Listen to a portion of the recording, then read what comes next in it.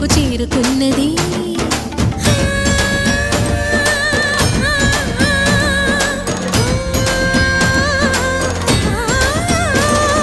భవుని భువికి తరలించేలా, ధరణి దివిని తలపించేలా